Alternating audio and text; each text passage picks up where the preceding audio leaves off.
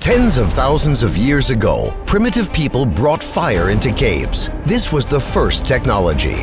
Our ancestors began to heat up their dwellings with fire and cook meat on coals. Many of them didn't live to the age of 20 and died from lung cancer. The air in the caves was filled with unbearable smog. What has changed since then? Mankind has improved technologically, and the number of fires has increased considerably.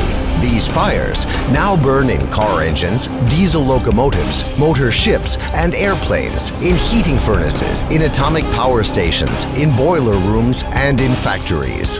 A number of the harmful and poisonous elements in emissions have become considerably more abundant in comparison to those primitive fires. Thanks to surface and air transportation, we are breathing air, drinking water, and eating food products that contain a bit less than half of the components of the periodic table of elements: nitric oxide, carbon, sulfur, aldehyde, benzopyrene, soot, mercury, arsenic, lead, chlorine, polynuclear hydrocarbon, and radioactive isotopes. The list of these scary names can go on forever. It is precisely this atmospheric cocktail that we get whenever we go to the park to breathe the fresh air. The increasing number of motor vehicles has caused the concentration of these harmful substances to become lethal. There's also no point in forgetting about aviation. Each launch of a heavy rocket, as well as every flight of a multi-engined aircraft, creates a hole in the ozone layer that is comparable in size with the area of a European country. By the end of the century, transportation will have the capability of killing more than 150 million people in accidents and disasters and causing over 1.5 billion people to become invalids and cripples. How to avoid making this monstrous sacrifice? How to keep our planet green and not ash gray? Ride horses? Walk? Hey, Marty McFly, could you lend us, the planet's current inhabitants, 7 billion hoverboards from your past future? Indeed, effective transport has already been developed by the scientist Anatoly Yunitsky. This genius of an engineer invented the ideal transport in every sense of the word.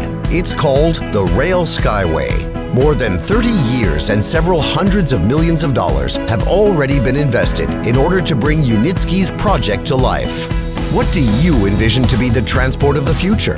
Just imagine a lightweight train or a sports car with steel wheels, which is situated on open-work elevated rails. Inside the rails, tensioned wires are stretched with the strength of hundreds of tons. Due to the ideal evenness of the track and the super aerodynamics of the rolling stock, it is capable of reaching speeds of up to 500 kilometers per hour. The cost of the trip to you will be 7 times cheaper than that of a conventional train. The level of safety will be 2,000 times higher than traveling by automobile, and a trip will require 10 times less electrical energy or fuel. And that's not the whole story. The tensioned wire rails are mounted onto lightweight but exceptionally durable supports that make it possible to save the layer of fertile soil, which is currently located under highways and railways, from destruction, an area 4 times greater in size than the total territory of Great Britain.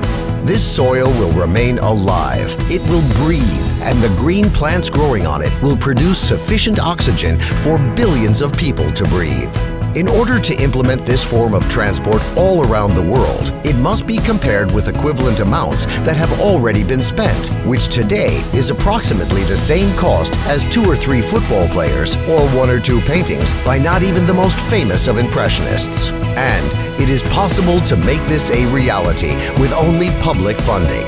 This is precisely the type of transport that is needed by you and me, and only we can cause this project to become a reality. Become a co-investor of the public transport future. Invest in the future of your planet. Find out more